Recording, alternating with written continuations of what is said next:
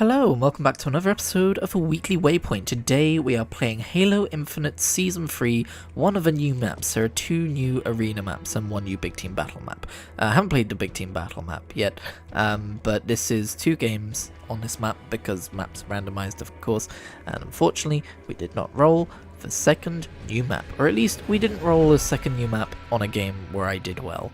I say well. What I really mean is like a bare minimum passing grade. But if you are curious about Halo Infinite Season 3, hopefully this gives you an opportunity to see the new map. You get to see the Bandit in use as well. Not very well handled, but still in use. And also, you get to see the second round is Halo Infinite's version of Gun Game, which I forget what they call. I want to say Escalation Slayer, or that might be a different version of Halo. I completely fuck it up and fall off the edge of the map here because I don't know the map that well yet. Very embarrassing. Glad I got it on video. But yeah, since we're already talking about Halo Infinite Season 3, I might as well keep going. I'm really impressed with what I've seen so far. I mean, I already enjoyed Halo Infinite right from launch, so mine is obviously going to be a fairly biased account. I'm not one of those people who's been saying, oh, Halo Infinite needs to do more, which it did, but I was perfectly content with what we already had because I'm easy to please.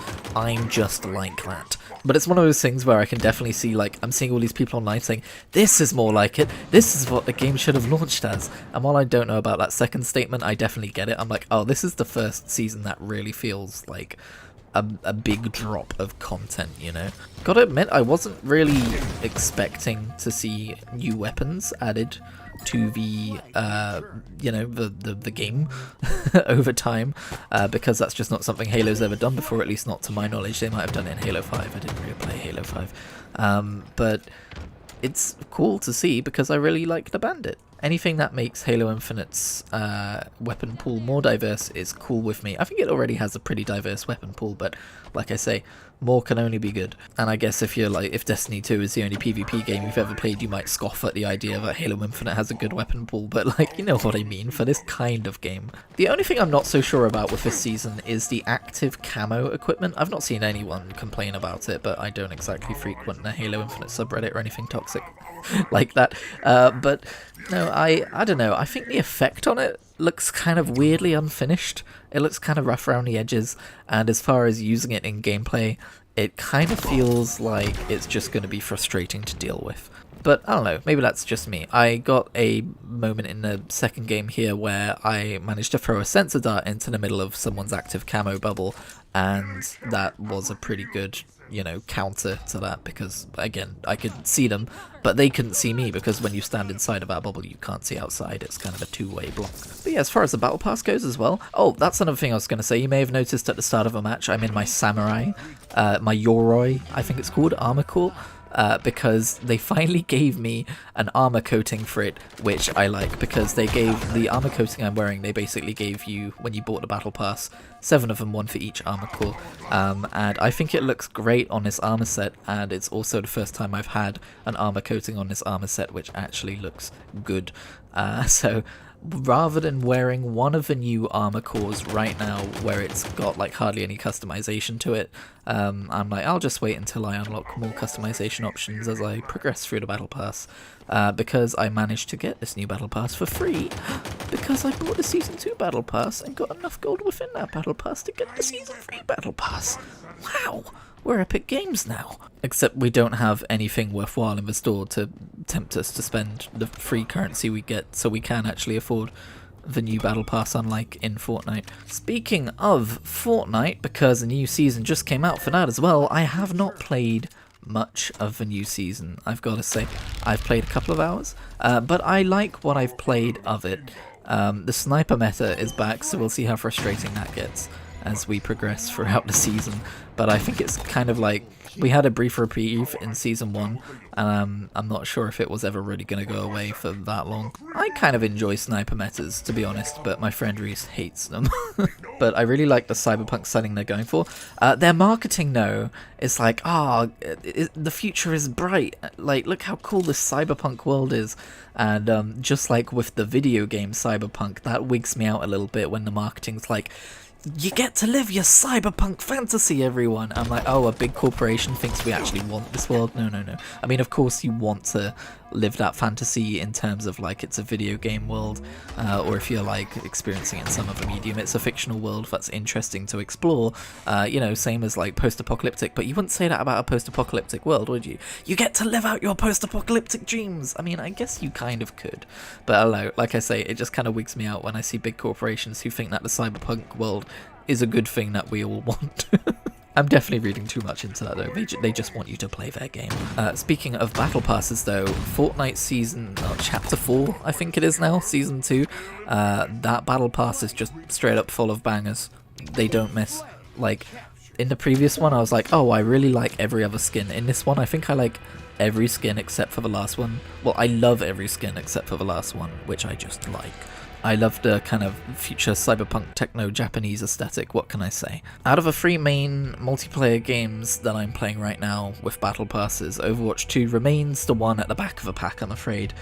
I like some of the skins in their battle pass. I know, by the way, this hasn't just come out this week, Season 3. I got confused then because Halo Infinite's only just on Season 3 after like over a year, and and Overwatch 2 is on Season 3 already. It feels weird. I need to stop laughing in the middle of my sentences. I must come across as like super self-pleased with myself, but that's not, don't worry, I'm not like that. The moment of low self-esteem aside, I was saying, just the way Overwatch 2 do their battle pass, they said there were big improvements coming in Season 3, and there were a couple of improvements, but I hope that is one game where I align with the criticisms levied at it quite strongly.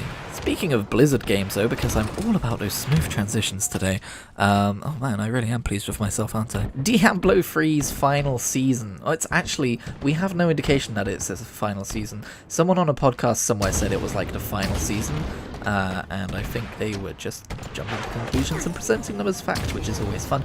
But no, season 28 is definitely kind of meant to be a spiritual final hurrah before Diablo 4 happens, or at least the Diablo 4 open beta or whatever.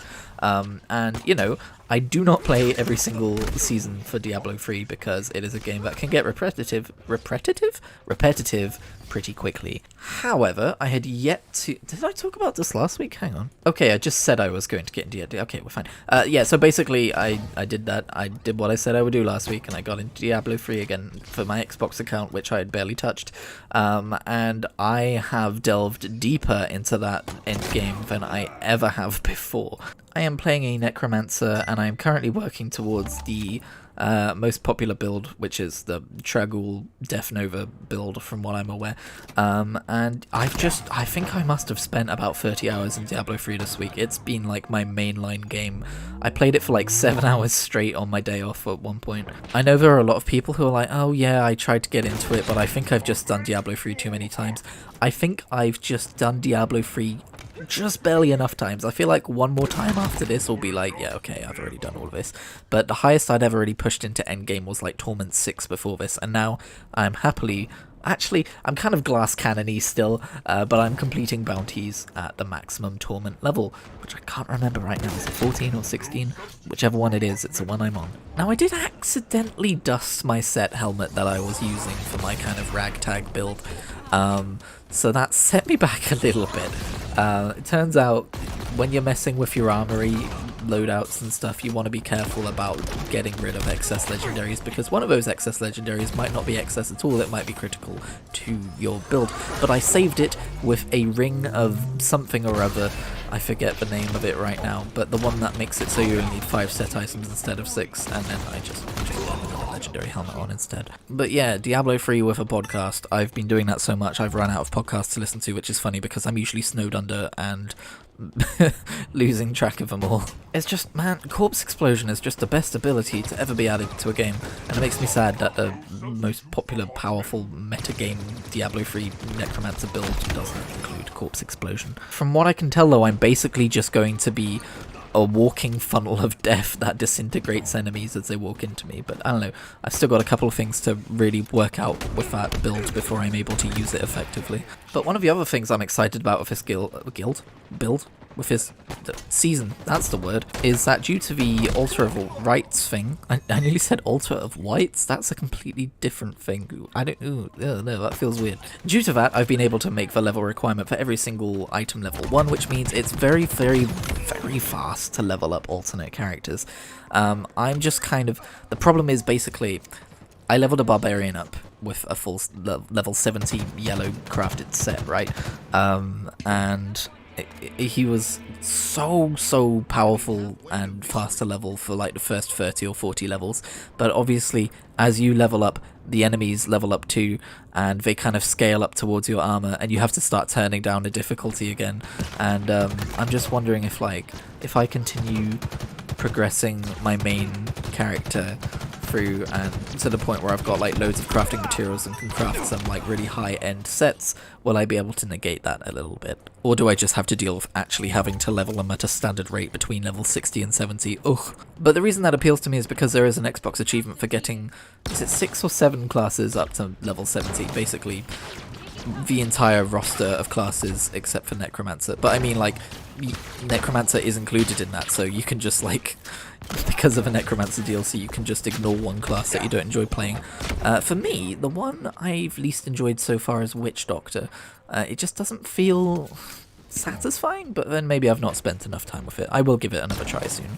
But yes, a final hurrah indeed. I'm having a brilliant time with it.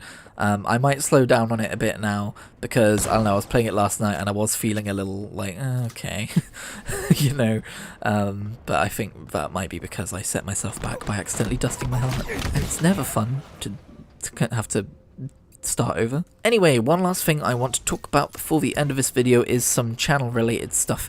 I put out a blurble reasoning, which for those uninitiated is what I call my book reviews, for a Doctor Who novel called The Clockwise Man. So if you have read it, or if you haven't, there is a spoiler-free section at the beginning of the video to give you a general idea of what I thought about the book and what kind of book it is. Please go check out that video, because it seems like almost nobody did. But no, enough with the guilt tripping. I know what I did. I released extremely niche content and then complained that nobody watched it, because that is, you know, who's going to watch a book review for a book that they haven't read? And what are the chances that of the few subscribers I have who click on my videos most of the time, that those are going to be people who have read this piece of franchise fiction? But the reason I mention is because it kind of bums me out that that is the case, because I actually wrote a script for this one, for reasons I get into in the video, but like it took like an hour to write, and I'm just thinking like, I don't know if I'm gonna do that again, or if I should like maybe try and find some niche community. I don't know if there's like a Doctor Who novel subreddit, or just maybe the Doctor Who subreddit in general. That one's pretty damn populated, so maybe not. The more populated a subreddit is, the more toxic people tend to be around. But I don't know if I should give up on that idea or try and like get some people on board, because that's what I did with a road trip adventure video. That video was underperforming. I say underperforming, I'm really not a channel that performs at all, but in terms of my own general analytics, I do like it to push into double figures if possible. So I actually I was like, I'll do this myself, you know, I Thanos did it, and then I posted it to a couple of niche retro gaming subreddits, and now it has like 30 or 40 views, and I'm fairly happy with that. But who knows if the sequel that I uploaded yesterday will do the same. Maybe I just need to advertise my video. Maybe if I want to get ahead on YouTube, I should actually tell people that the channel exists. Now there's a thought. But anyway, all that just to say, you don't have to go watch the video.